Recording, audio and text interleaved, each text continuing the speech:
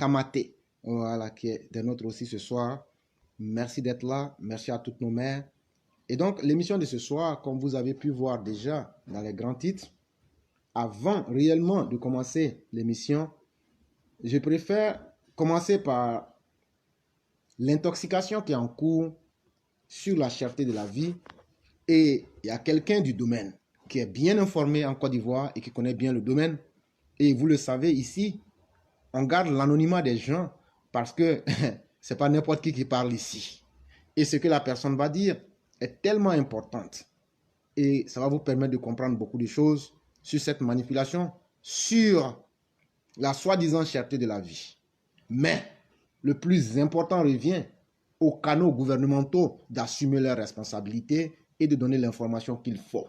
Pour nous, c'est du bénévolat. Et donc, vous écoutez cela et vous vous en faites vos propres idées. Bonjour, mon frère éclaireur, comment vous allez? Oui, c'est M. Ouattara. Oui, il faut dire que le problème aujourd'hui, quand on parle de la cherté de la vie, aujourd'hui, il y a le transport même qu'on appelle des navires aujourd'hui qui ont carrément flambé. D'abord, il faut commencer par ça. Le transport des navires ont flambé. Et généralement, les navires aujourd'hui font des transbordements. Quand ils viennent, ils accostent dans un autre pays. Et un deuxième navire qui va prendre ses conteneurs qui viennent avec ça sur Abidjan. D'abord, le transport a augmenté. Et ensuite, il y a un problème aussi. Il faut vraiment que l'État revoie un peu sa situation. Parce que les Bion Bédi aujourd'hui ont combattu les huiles importées de l'Indonésie. Oui, j'en sais beaucoup puisque moi-même j'ai fait un peu de transit et je connais ces bidons d'huile que j'ai vendus beaucoup. Alors, ils ont combattu et le ministère du Commerce qui s'était mis dans le programme qu'on appelle de concurrence déloyale, alors a aussi combattu ces bidons d'huile. Maintenant que ces bidons ne viennent plus, alors eux-mêmes ils ont utilisé maintenant ce marché, ils ont flambé les bidons d'huile qui font aujourd'hui que la population crie aujourd'hui. Alors il faut qu'on revoie un peu, permettre au moins la concurrence déloyale. Nous avons réussi cette concurrence déloyale avec le nouveau réseau qu'on appelle ici,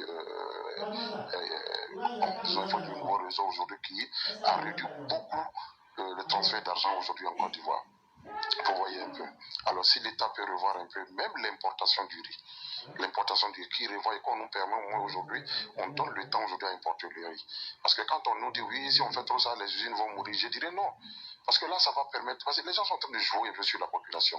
Ça fait qu'ils veulent révolter le peuple contre le président en disant que le panier de la ménagère est vraiment cher, alors que c'est eux, l'opposition, qui votent. Tu as vu qu'aujourd'hui, dans ces 2 jours sur les réseaux sociaux, ils ne font que parler de ça. Aujourd'hui, c'est pour réveiller aujourd'hui la conscience de cette population, pour leur dire que tout est cher. Alors qu'ils sont à la base. Ils sont à la base, puisque c'est eux qui ont demandé que les sociétés, qu'on appelle les commerçants qui vont chercher les marchandises à l'extérieur pour les faire parvenir ici, et que quand ils viennent avec, qu'on appelle ça pour faire la concurrence déloyale. Et quand ces clients viennent avec ces marchandises, eux maintenant ne viennent plus avec, je veux dire, et aujourd'hui ils augmentent leur bidon d'huile. Donc ils revoient. Ces huiles sont produites chez nous ici à base des graines des graines de palme. Alors pourquoi ces huiles coûtent cher, qu'on nous dise? Parce que le courant n'a pas augmenté de prix. Non plus, il n'y a pas eu de transport pour aller chercher les graines. Les graines sont produites en Côte d'Ivoire. Pourquoi? Et aussi, les malhonnêtes de ces revendeurs sur le marché, les aubergines, les routes sont bonnes pour aller chercher les aubergines, le président a refait les routes. Et ensuite, les transports n'ont pas changé, les transports n'ont pas augmenté, mais le saut d'aubergine qui était à 1000 francs est passé à 1500. Pourquoi? Il faut qu'on revoie tout ça. Même la tomate, les poissons, tout ça là. Il y a un problème, il y a un laisser-aller sur le marché. Le ministère du Commerce doit revoir sa manière de contrôler les prix sur le marché. Voilà un peu ce que je voulais ajouter. On nous parle aujourd'hui de la production du sucre. Et quand vous regardez le sucre sur le marché, les usines d'abord que nous avons ici ne peuvent pas couvrir le marché. Non, ne peuvent pas couvrir le marché. De ce fait, si on pouvait permettre au moins à un certain nombre qu'on appelle d'importateurs à faire parvenir du sucre. Nous sommes à la veille du mois de carême. Hein. Et dans peu de temps, le sucre qui était peut-être à 800 ou 1000 francs peut-être de kilo va passer peut-être de 1200, 1300, voire 1500. Et c'est encore un autre prix dans l'heure qui va encore commencer. Vous voyez un peu. Voilà, cette opposition veut passer, ils ont tout fait, ça n'a pas marché. Ils veulent passer par ce système Parce qu'ils ont vu que le président construit non seulement les routes, les hôpitaux et tout. Ils vont dire que sa politique peut-être qu'on appelle le pouvoir de la ménagère, le panier de la ménagère, je veux dire, n'a pas marché. Donc c'est sur cette base qu'ils vont, alors qu'ils ne pourront pas faire mieux que le président. Voilà. Maintenant, c'est au président de la République de voir, de permettre maintenant à ces des importateurs des produits de première nécessité. Je n'ai pas dit tous les produits, mais les produits de première nécessité permettent à la population de manger à sa faim. Voilà. Et maintenant, ces produits seront contrôlés avec des phytos, qu'on nous appelons les phytosanitaires, qui, au sein du port, ils existent déjà. Ils en envoient le produit, on fait un prélèvement, on contrôle d'abord pour voir si ce n'est pas nuisible à la population. Alors, on permet maintenant à la population, à ceux-là de contrôler. Si c'est bon, on permet maintenant de donner pour mettre sur le marché. Maintenant, que l'État aussi revoie tout ce qui est taxe sur les produits de première nécessité. Et maintenant, s'il y a un rabais là, en ce moment, maintenant, on peut frapper dur sur le marché. Ça, il faut être en sûr. Oui. Donc, tout ce qui est du lait, de la tomate, du sucre, et macaroni, et tout ce qu'on peut manger qui est importé de l'extérieur qu'ici, au moins que le taux soit peut-être 0,1% ou voire 2%, et permettre maintenant aux opérateurs de pouvoir vendre et que les commerçants puissent avoir ça à moins de prix pour pouvoir peut-être manger à leur faim. Voilà. Sinon, la mer est en Côte d'Ivoire, je ne peux pas comprendre pourquoi le poisson est cher. Voilà. Je ne peux pas comprendre les revendeurs sur le marché. C'est les revendeurs sur le marché. Voilà. Ils font tout pour monter le prix et que les gens crient. Si on pouvait parler peut-être du bœuf ou du mouton, on aurait dû dire oui, peut-être qu'avec le Mali, d'accord. Bon, mais ce n'est pas seulement le Mali qui est notre fournisseur. Et nous-mêmes, maintenant, en Côte d'Ivoire, on produit beaucoup le bovin. Donc, moi, là, déjà, moi, ça ne me dit rien. Mais ce qui concerne maintenant le riz, l'huile, la tomate, du lait, macaroni, en tout cas, tout ce qui est produit de première nécessité, qu'on nous permet de l'avoir moins chez nous et qu'on puisse manger à notre faim. Mais le problème au jour d'aujourd'hui, c'est l'opposition. Voilà. Que l'État prenne ses engagements pour frapper sur l'usine Unilever. Oui. Parce que la politique de Bion et Bédier aujourd'hui, c'est de faire révolter la population. Voilà. Donc cette huile-là, l'État a anéanti tout ce qu'il gagnait sur les revenus de cette huile du Nord. Mais Bion et Bédier n'ont pas descendu, n'ont même pas replié d'un iota. Maintenant, ils font croire que c'est l'État qui fait que l'huile est chère. Donc, mon frère éclaireur, voilà un peu comment nous pouvons peut-être nous organiser pour pouvoir défendre la cause de notre pays. Il nous faut ça. Parce qu'il faut vraiment... C'est par là qu'ils veulent passer, hein. C'est par là qu'ils veulent passer. Ils ont tout fait, ça n'a pas marché. Parce que quand tu dis aujourd'hui aller en campagne, quand tu dis route, le président en a fait, tu dis hôpital, il a déjà fait, tu dis école, il en a déjà fait, les universités, presque, il a tout touché. Il a tout touché. C'est là maintenant où ils veulent pousser la population qu'on appelle à un soulèvement. Donc ils ne pourront pas le faire si nous nous engageons. Merci. Aussi, j'ai vu ta publication dont tu as demandé qu'on parle de Seplou. Il faut dire que Seplou nous fait croire qu'il est le premier opposant. Hein, il est le père de la démocratie. Moi, je lui dirais c'est faux. Hein. Ah, c'est faux, oui, parce qu'il y a Sekou Sanogo, comme je l'ai si bien dit. Sekou Sanogo a été le tout premier opposant. Il était du département de Séguéla. Il a été le tout premier opposant face à Ofoé. Et après, maintenant, il y a Ignagwe Kragwe. Alors, lui, il est venu même en dernière position. Il y a eu plein d'opposants avant lui. Donc, pour moi, il n'est rien et il ne sera rien. Alors, il est venu avec une politique. Il était venu pour venger Ignagwe Kragwe. Mais aujourd'hui, le PT même a compris que vraiment, il est venu leur créer des problèmes. Voilà, les BT ont compris qu'il est venu leur créer des problèmes parce que quand tu regardes les BT aujourd'hui, beaucoup de BT aujourd'hui sont dans le RHTP qui sont avec nous. Alors, si on veut s'appuyer sur lui, on risque de faire des frustrés dans nos rangs. Donc, il faut vraiment se méfier du comportement de ce monsieur. Comme tu l'as si bien dit, il a été dans une église et l'église même l'a désavoué. Alors, si une église te désavoue déjà, ça veut dire déjà que toi-même, tu es perdu dans le film. Tu es perdu dans le film. Donc, il faut dire, Babo, si j'étais à sa place, je retournerais à la retraite, prendre ma retraite à maman, m'asseoir tranquille pour faire un peu ce que j'ai. Il pense peut-être revenir un jour au pouvoir. Peut-être comme son devoir, c'est le coup d'État qui lui avait ramené. Il pense qu'il pourra réussir un coup d'État. Dans la grâce de Dieu, et Inch'Allah, dans ce pays, il n'y aura plus de coup d'État. Voilà, son élève est en exil, et ses deux élèves sont en exil, et lui-même il est rentré. Il pense que ceux-là viendront lui le soutenir. Ils ne pourront rien faire. Parce que si ça pouvait réussir, ce que CNT a fait, on a tous pensé que ça, on était presque tombé, mais ça n'a pas marché. Dieu au contrôle. Parce que Dieu même sait qu'avec le président, c'est vraiment la foi. il travaille avec la foi et dans l'intérêt de tous, parce qu'il a investi dans toutes les régions de la Côte d'Ivoire. Et il y a le chantier dans toutes les régions de la Côte d'Ivoire. Il n'y a pas de région qui va te dire je n'ai pas goûté un peu au développement de la Côte d'Ivoire. Non. Grâce au président de la République, chacun a route, l'eau, école, l'électricité, presque tout. Voilà. Donc, dites à Seplou que son disque est rayé, son CD là, on n'en veut plus. Voilà, on ne veut plus ça maintenant. Nous, on veut aujourd'hui aller de l'avant. Alors, s'il faut aller de l'avant, si c'est avec le président Alassane Ouattara, nous continuerons.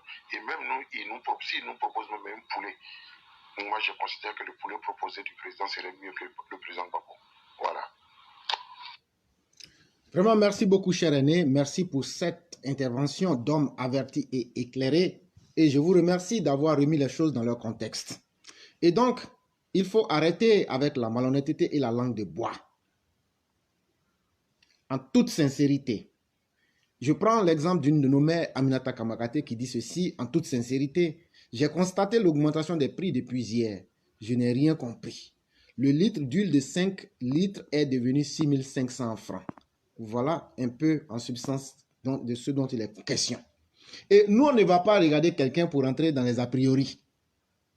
À l'époque, cette même situation avait déjà été faite, je crois, l'année dernière. Et quand on a décrié, le gouvernement, c'est-à-dire le ministère du Commerce, avait parlé d'une suspension des taxes de l'importation ou bien des taxes de la TVA sur les produits de grande consommation. On ne nous avait pas parlé de suppression. Supprimer, ça veut dire on a éliminé. Ils ont dit suspension, ça veut dire on laisse pour un temps. Aujourd'hui, au lieu de crier ou bien au lieu d'avoir peur de dire la vérité, est-ce qu'aujourd'hui, là, l'augmentation des prix, là, est-ce que c'est une vue d'esprit ou est-ce que c'est quelque chose qui n'est pas réel? Ayons le courage de nous dire la vérité, c'est une réalité, mais ce n'est pas tel que les opposants veulent nous faire croire. C'est ça qu'il faut d'abord dire. Parce qu'eux, ils disent les choses de façon exagérée avec l'optique de vouloir détruire le pays et de voir le pays dans l'insurrection. On ne peut pas accepter un tel discours. Ça fait un. De deux, ce sont la compagnie Sifka, Bédier, la famille Bédier, et dans le ministère du Commerce même, j'ai oublié le nom, mais Bédier a un proche là-bas qui s'occupe de la régulation des prix. Ces personnes-là font le travail de Bédier et de sa bande. C'est la vérité qu'on est en train de vous dire. Ceux qui ne sont pas contents ou bien ceux qui ont des preuves, venez me dire que je mens. Et puis on va affronter maintenant les réalités. Et donc ce que je veux dire, c'est vous les opposants qui créez cette situation. On vous donne les noms, Sifka, Bédier, Bion, et etc. pour monter. La chaîne, elle est connue. Et vous ne pouvez pas créer une situation avec l'optique de vouloir retirer les dividendes, de voir le régime actuel tomber et en même temps crier pour inciter la population à la révolte. C'est une attitude malsaine. Et vous faites tellement bien votre travail que Laurent Gbagbo passe, au même moment, Laurent Gbagbo passe dans les églises pour inciter à la haine religieuse. Bédier et son clan incitent à l'insurrection à travers un soulèvement populaire sur base sociale que les prix des denrées seraient exponentiels. Et dans le même temps, on voit sur les réseaux sociaux comme Elvic TV qui font dans l'insurrection en dépeignant le régime comme le régime le plus sanguinaire et le plus criminel. Et avec ça, on nous dit non, c'est de la communication poubelle. Effectivement, on ne dit pas certaines choses, mais on sait comment on fait tomber les régimes. Moi, je sais comment on fait pour faire tomber les régimes. C'est pas en lisant la Bible et le Coran. C'est avec des stratégies qu'on connaît. Oui, on connaît. On connaît. Je vous donne la stratégie Colin Powell. La stratégie de la diversion. La stratégie de la manipulation. On connaît tout ça depuis l'époque du roi Salomon. On enseignait ça. Donc ne vous amusez pas avec des gens que vous ne connaissez pas. Ne vous amusez pas à ce jeu-là que chacun de nous connaît. Quand on était dans l'opposition, on a fait ça aussi. On connaît. Voilà. Maintenant, si on s'amuse à sous-estimer les faits ou bien à vouloir rejeter les faits pour rester dans notre suffisance, on sera nous-mêmes nos propres idiots. Reconnaissons les faits. Ce ne sont pas toutes les denrées qui ont augmenté. Et ce n'est pas comme l'opposition veut. Mais c'est plutôt quelque chose qui est suscité par l'opposition parce que c'est de bonne guerre que cette opposition voudrait se voir au pouvoir Et elle va utiliser tous les mécanismes pour salir ce pouvoir-là, pour amener à une insurrection et arriver à ses objectifs. Voilà ce qui est clair. Que le gouvernement ait le courage de nous dire la suspension qu'ils avaient adoptée là, sur les taxes, là, est-ce que la période est passée ou bien est-ce que ça continue toujours? S'ils viennent nous dire que la période est passée, ça veut dire donc les augmentations là, ils en savent quelque chose. S'ils nous disent que la période n'est pas passée, donc les criminels qui ont augmenté les prix là, on peut remonter la filière et leur demander pourquoi le gouvernement a mis une suspension et vous défiez le gouvernement. Et ils seront pris à leur propre jeu. C'est aussi simple que ça. Et donc, ce que l'aîné vient de dire, c'est tellement clair et c'est tellement limpide qu'on ne pourrait plus en ajouter. Et donc, nous, on ne va plus rentrer dans ce débat-là. Et je profite pour dire, le travail que je viens de faire là et que nous venons de faire là, même le ministère du Commerce n'a pas pu le faire. Parce que s'ils sont suffisamment courageux, ils vont écouter au moins le peuple. Quand on écoute le peuple, on ne cherche pas dans un premier temps à savoir s'ils ont raison ou tort. On cherche d'abord à contenter le peuple et à calmer le peuple. On ne s'assoit pas dans son bureau, c'est quand les choses vont commencer à brûler qu'on va chercher à résoudre. La stratégie du pyromane, ça ne marchera pas. Si vous voulez réellement un climat apaisé, écoutez les complaintes et essayez d'apporter des solutions, même ne serait-ce que par l'information. Et je réitère encore, le système de communication du président Ouattara est nul. Que ce soit lui-même la communication à partir de Masséré jusqu'à dans les ministères, les systèmes de communication. Voilà un régime qui fait tout. Voilà un régime qui peut faire pâlir même les Occidentaux en termes de développement humain, en termes de développement infrastructurel, en termes de développement intellectuel. Parce qu'il y a beaucoup de nos jeunes gens aujourd'hui que le gouvernement subventionne pour étudier partout dans le monde.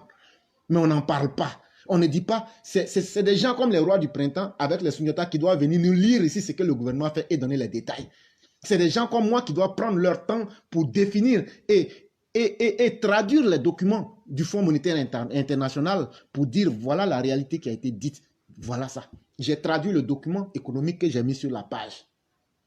Masséré, même si ce n'est pas ton travail, là spécifiquement, ça devait être le travail du ministère de l'économie et des finances. Même si vous ne valez rien, Éclaireur a fait cette traduction-là pour sauver ce régime-là. Et demain, on va venir me dire que c'est moi, je suis contre le régime. Mais je m'en fous. Vous pouvez dire ce que vous voulez. Et de toute façon, la Côte d'Ivoire, c'est mon pays. Si je suis contre le régime, le jour que je rentre en Côte d'Ivoire, vous m'attrapez, vous me fusillez et on passe à autre chose. Et le monde se porterait mieux. Mais vous-même, vous savez très bien qu'il n'y a pas de garçons comme nous qui défendent le RHDP et le président Ouattara. Il n'y a pas de garçons comme nous. Je dis cette plateforme-là. Toutes les plateformes ivoiriennes, il n'y a pas une plateforme garçon comme nous qui défendons Ouattara. Je le dis sans modestie, parce que le temps de la modestie, il est révolu. Maintenant, là, on va prendre les choses et les appeler par leur nom. On va dire le nom de toutes nos parties du corps maintenant. Puisqu'on voudrait qu'on donne les noms, on va dire maintenant tous les noms des parties de nos corps. On va appeler chaque chose par son nom, parce que là, on est arrivé maintenant, le temps de l'amusement, il est fini. Ce régime du président Ouattara, là, ce n'est pas dans l'amusement, on va laisser des grigous venir nous distraire. Mais en même temps, quand il y a des choses qui ne sont pas vraies, parce que même si on suppose qu'il n'y a pas d'augmentation de prix, mais avec toute cette embellie économique-là, est-ce que nous, on n'a pas le droit de demander à Ouattara de faire baisser le prix des denrées? Et on a fait des propositions ici la dernière fois. J'ai dit, les filets sociaux, là, ça a été un échec. Puisque les gens qui devraient recevoir l'argent ne les ont jamais reçus, les vrais pauvres. Et on a des exemples palpables où le roi du printemps était même celui-là qui devrait répertorier ces pauvres-là. Mais après qu'ils aient répertorié, les listes ont changé en cours de chemin. Et on a retrouvé d'autres personnes qui sont des fonctionnaires de l'État qui peuvent prendre au moins, puisque c'est 12 000 francs. Je pense bien. Vous entendez, je vais essayer de recycler un peu mon truc. Alors, ça faisait quelque chose de 36 000 là-bas, sur le trimestre, et multiplier ça par 10. On va dans des coins comme à Bobo, à Djamé, on invente des noms, et Éclaireur seul prend pour 10 personnes, ça fait 360 000. 12 000 francs par mois sur 3 mois. On met des gens sur la base des copinages. On met des gens qui n'existent même pas et on veut nous dire de ne pas dire ces vérités-là. Et donc, Monsieur le Président, ce qu'on vous demande maintenant là, surtout que le mois de Ramadan vienne là, le projet social que vous allez faire là, aujourd'hui là, avec la malhonnêteté de l'administration qu'on a pu constater, prenez cet argent-là pour subventionner des produits spécifiques. Prenez les 15 milliards, les 20 milliards, ou même le montant que ça sera là. Ne donnez à personne. Dites On prend ça pour subventionner directement sur 6 mois, mais sur 1 an. Là, tous les Ivoiriens, à partir de vous-même jusqu'au plus petit des Ivoiriens, va voir que le sac du riz a baissé. Le prix du sac du riz a baissé. Le prix du sucre a baissé. Le prix de la pâte de tomate a baissé. Le prix des denrées de première comme le lait, l'huile ont baissé. Même si c'est sur 6 mois, aucune famille ne dira qu'elle n'a pas fait un gain. Parce qu'on va te dire, si c'est devenu à ce prix-là, c'est parce que le gouvernement a subventionné. Voilà une solution qu'on vous propose.